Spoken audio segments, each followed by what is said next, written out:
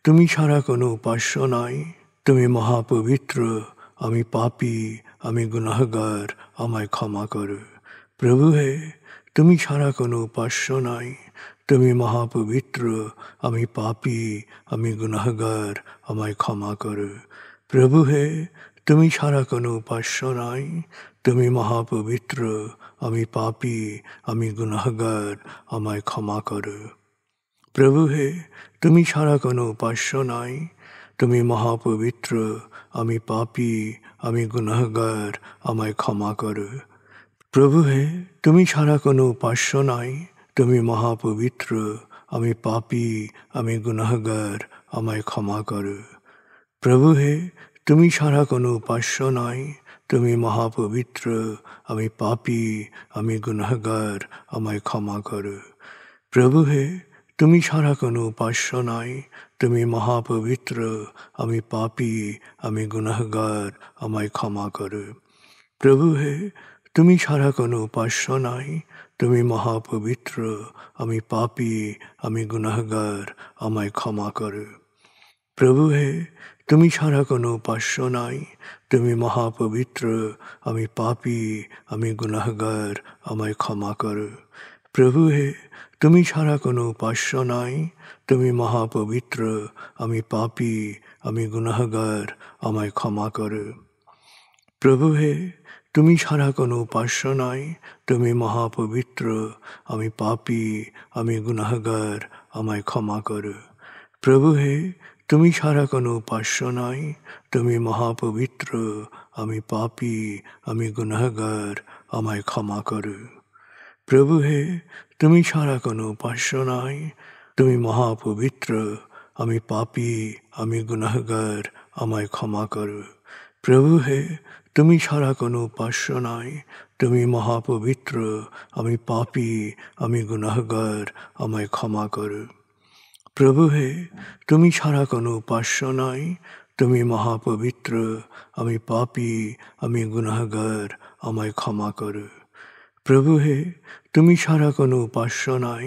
তুমি মহাপবিত্র, আমি পাপী, আমি গুনাহগার, আমায় ক্ষমা করো। প্রভু হে, তুমি ছাড়া কোনো উপাস্য নাই। তুমি মহাপবিত্র, আমি পাপী, আমি গুনাহগার, আমায় ক্ষমা করো।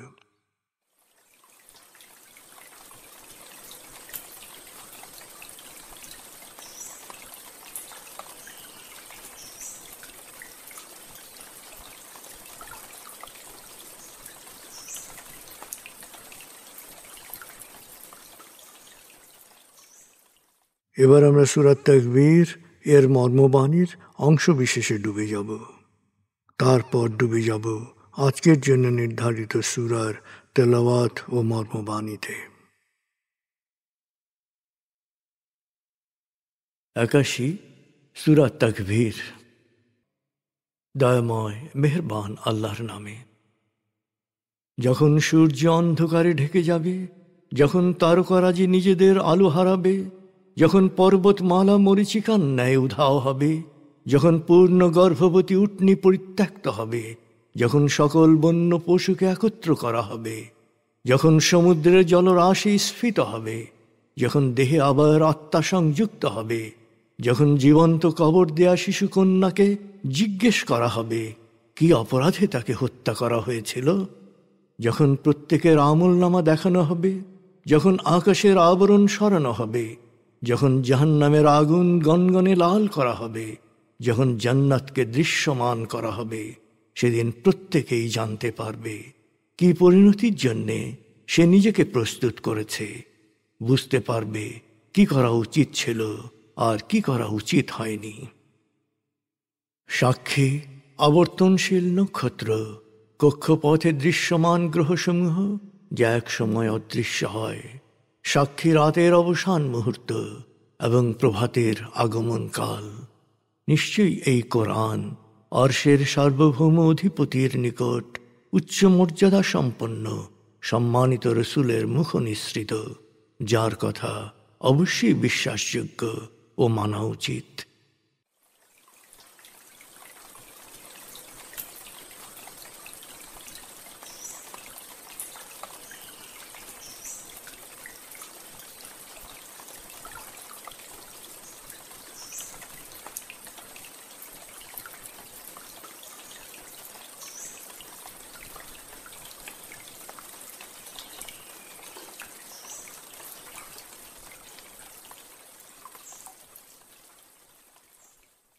এবার আমরা সূরা আনাম ৭১ থেকে ৮৭ আয়াতের তেলাওয়াত ও মর্মবাণীর গভীরে ডুবে যাব।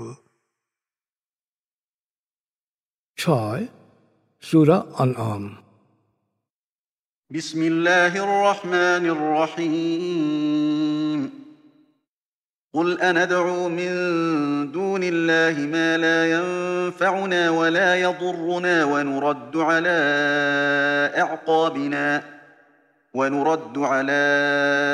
أعقابنا بعد إذ هدانا الله كالذي استهوته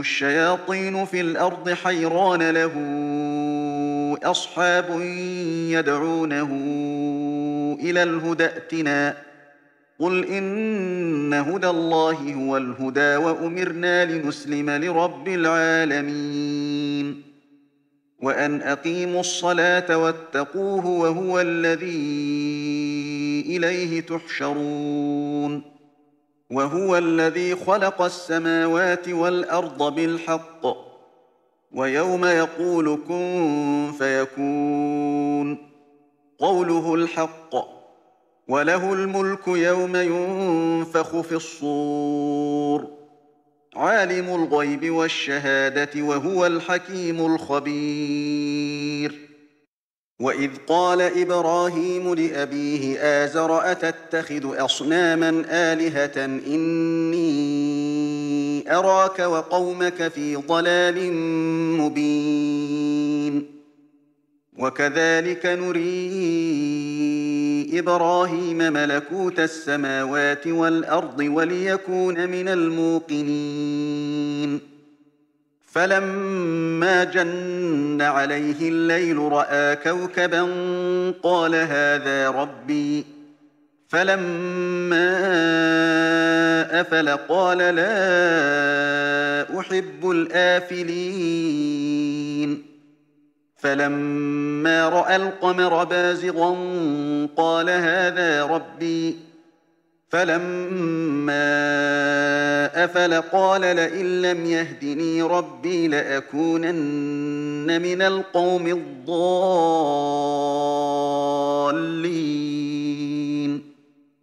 فلما رأى الشمس بازغة قال هذا ربي هذا أكبر فلما أفلت قال يا قوم إني بريء مما تشركون إني وجهت وجهي للذي فطر السماوات والأرض حنيفا وما أنا من المشركين وحاجه قومه قال أتحاجوني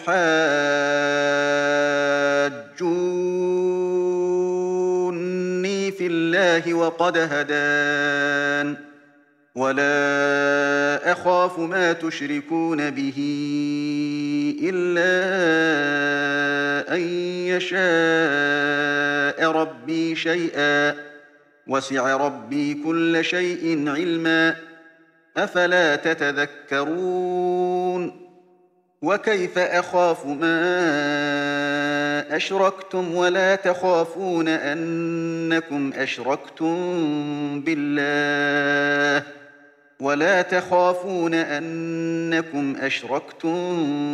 بالله ما لم ينزل به عليكم سلطانا فأي الفريقين أحق بالأمن إن كنتم تعلمون الذين آمنوا ولم يلبسوا إيمانهم بظلم أولئك لهم الأمن وهم مهتدون وتلك حجتنا آتيناها إبراهيم على قومه نرفع درجات من نشاء إن ربك حكيم عليم ووهبنا له إسحاق ويعقوب كلا هدينا ونوحا هدينا من قبل ومن ذريته داود وسليمان وأيوب ويوسف وموسى وهارون وكذلك نجزي المحسنين وزكريا ويحيى وعيسى وإلياس كل من الصالحين وإسماعيل واليسع ويونس ولوطا وكلا فضلنا على العالمين ومن آبائهم وذرياتهم وإخوانهم واجتبيناهم وهديناهم إلى صراط مستقيم দয়াময় মেহেরবান আল্লাহর নামে। হে নবী, ওদের জিজ্ঞেস করো, আল্লাহকে বাদ দিয়ে আমরা কিভাবে এমন কোনো কাল্পনিক উপাস্যকে ডাকতে পারি যারা আমাদের কোনো কল্যাণ বা অকল্যাণ করতে পারে না। আল্লাহ আমাদের সৎপথ দেখানোর পরও কি আমরা বিপথগামী হব? আমরা কি শয়তানি প্ররোচনায় বিভ্রান্ত হয়ে পথহারা পথিকের মতো পেরেশানি ও আতঙ্কে ঘুরে মরব? অথচ তার সাথীরা তাকে সঠিক পথের ডাক দিয়ে বলছে, আমাদের কাছে এসো। হে নবী, ওদের বল, নিশ্চয়ই আল্লাহর পথই সঠিক পথ, আর তিনি আদেশ করেছেন আল্লাহতে পুরোপুরি সমর্পিত হও, নামাজ কায়েম করো এবং সব সময় আল্লাহ সচেতন থাকো, কারণ তার কাছেই তোমাদের সমবেত করা হবে। এক অন্তর্নিহিত সত্য প্রকাশে তিনি মহাকাশ ও পৃথিবী সৃষ্টি করেছেন। তিনি যখনই বলবেন হও, তখনই তা হয়ে যাবে। তার কথাই সত্য।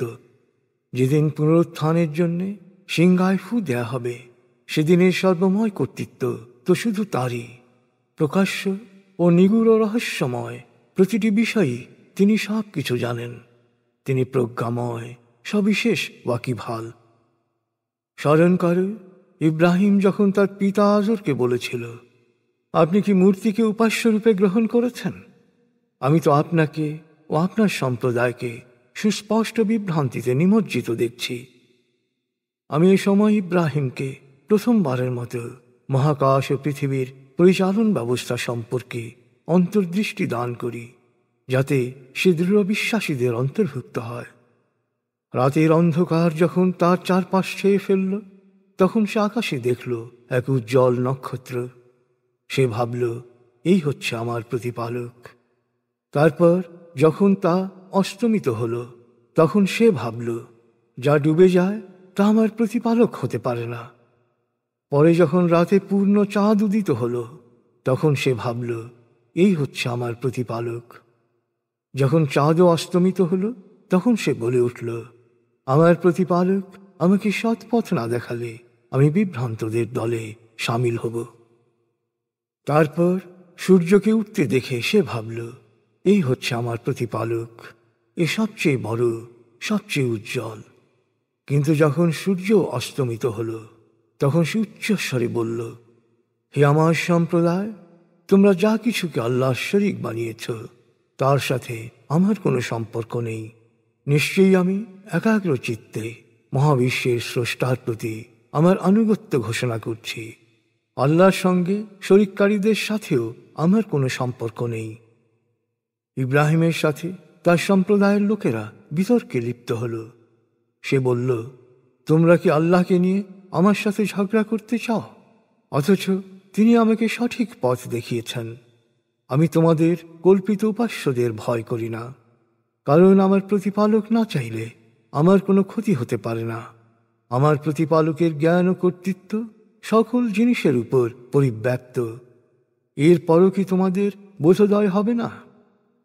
তোমরা যেখানে আল্লাহর সনদ ছাড়াই তার শরীক বানাতে ভয় করনি, সেখানে আল্লাহর সাথে যেসব কল্পিত উপাস্যদের তোমরা শরীক করো, তাদের কেন আমি ভয় করব?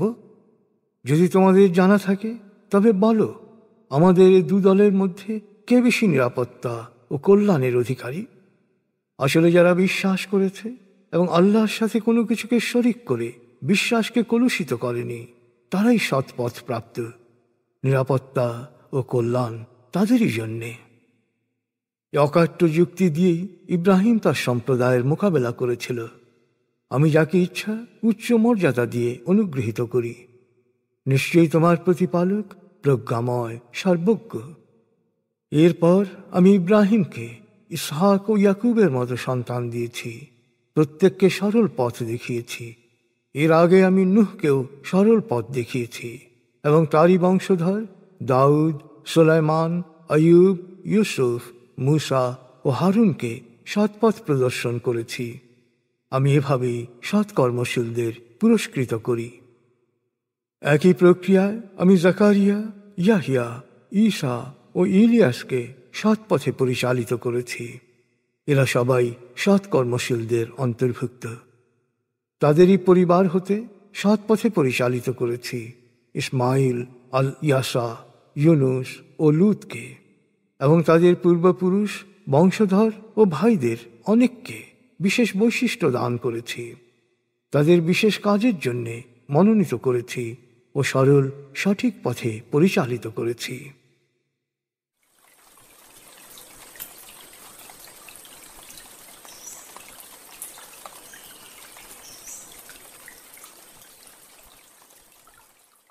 আপনি এতক্ষণ মর্মবাণীর গভীরে ডুবেছিলেন। এবার আপনার মনে মর্মবাণীর যে বিষয়গুলো দাগ কেটেছে সেই বিষয়গুলোর ভাবনায় ডুবে যান।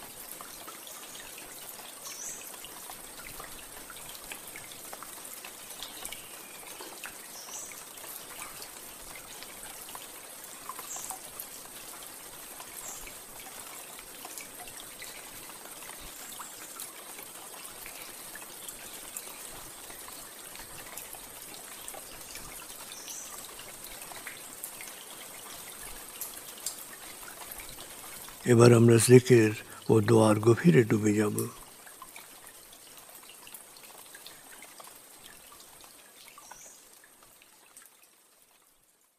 এবার হালকাভাবে চোখ বন্ধ করুন, লম্বা দম নিন, নাক দিয়ে দম নিন, আস্তে আস্তে মুখ দিয়ে দম ছাড়ুন।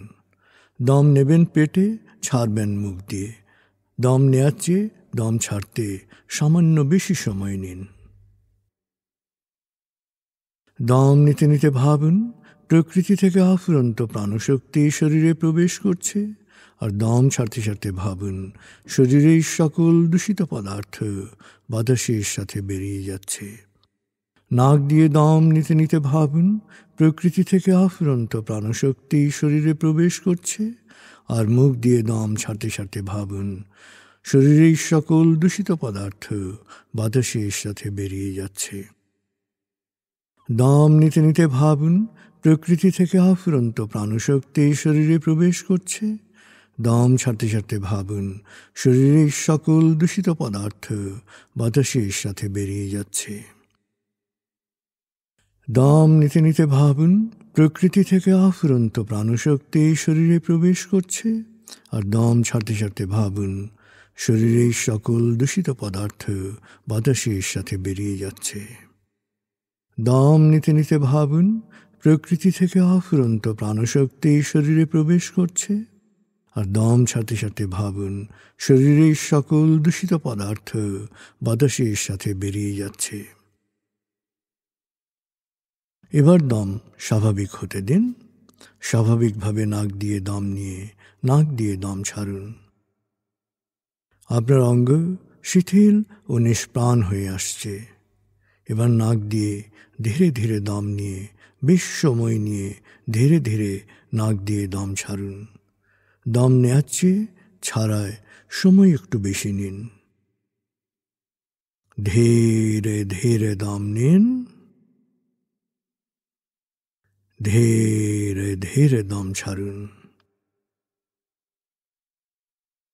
ধীরে ধীরে দম নিন, ধীরে ধীরে দম ছাড়ুন। ধীরে ধীরে দম নিন, ধীরে ধীরে দম ছাড়ুন। ধীরে ধীরে দম নিন, ধীরে ধীরে দম ছাড়ুন। ধীরে ধীরে দম নিন, ধীরে ধীরে দম ছাড়ুন। এবার দম স্বাভাবিক হতে দিন। আপনি এখন দম খেয়াল করুন। বাতাস নাক দিয়ে ফুসফুসে প্রবেশ করছে, আবার বেরিয়ে আসছে। আপনার পুরো মনোযোগ নাকে দমের প্রবেশ পথে দিন। বাতাস স্বাভাবিক যাওয়া আসা করুক, আপনি শুধু দম খেয়াল করুন।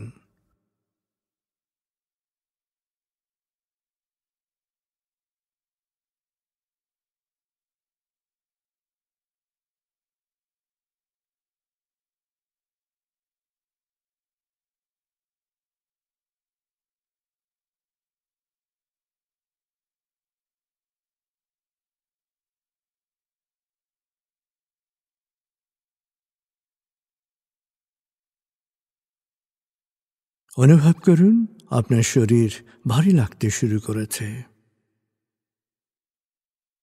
আরাম আরাম আরাম অনুভব করুন শিথিলতা স্রোতের মতো, বরফ গলা পানির মতো আপনার মাথা থেকে শরীর বেয়ে নিচের দিকে নেমে যাচ্ছে।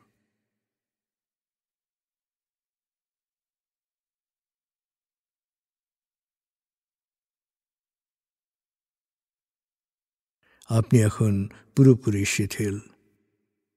শিথিলায়নের গভীর স্তরে প্রবেশ করেছেন আপনি। আপনার ব্রেন ওয়েভ বিটা স্তর থেকে নেমে গেছে আলফায়।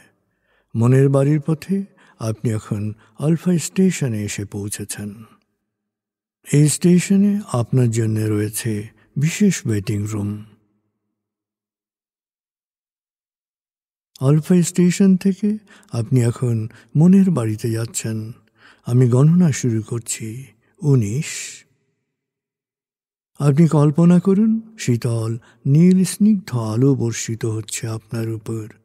আলোয় আপনি অবগাহন করছেন। আলোর এক সুন্দর পথে আপনি যাচ্ছেন মনের বাড়িতে। 18, 17, 16, 15,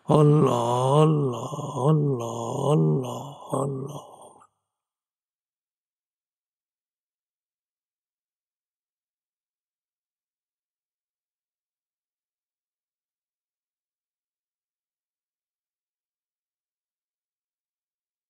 হে আল্লাহ, তুমি বলেছ প্রতিটি কাজ সবচেয়ে ভালোভাবে করতে, আর এটাই শ্রেষ্ঠ আমল। হে আল্লাহ, তুমি সব সময় প্রতিটি কাজ সবচেয়ে ভালোভাবে করার তৌফিক দাও। মনে মনে কয়েকবার বলুন, প্রতিটি কাজ আমি সবচেয়ে ভালোভাবে করব, প্রতিটি কাজ আমি সবচেয়ে ভালোভাবে করব, প্রতিটি কাজ আমি সবচেয়ে ভালোভাবে করব, প্রতিটি কাজ আমি সবচেয়ে ভালোভাবে করব, প্রতিটি কাজ আমি সবচেয়ে ভালোভাবে করব, প্রতিটি কাজ আমি সবচেয়ে ভালোভাবে করব।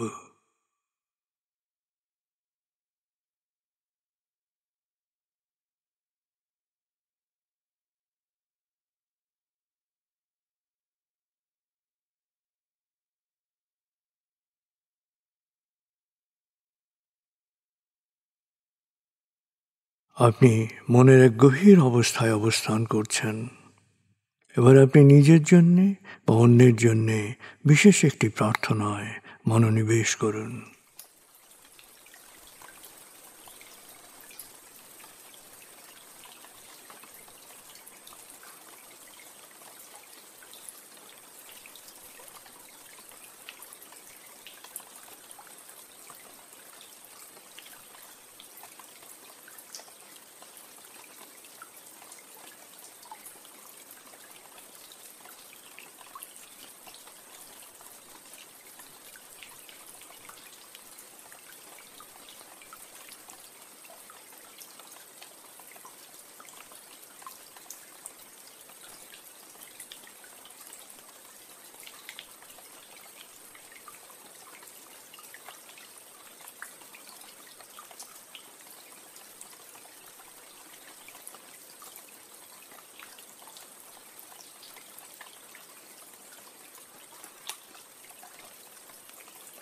পরম করুণাময় আমাদের সবার জন্য কল্যাণকর সকল প্রার্থনা কবুল করুন। আমিন।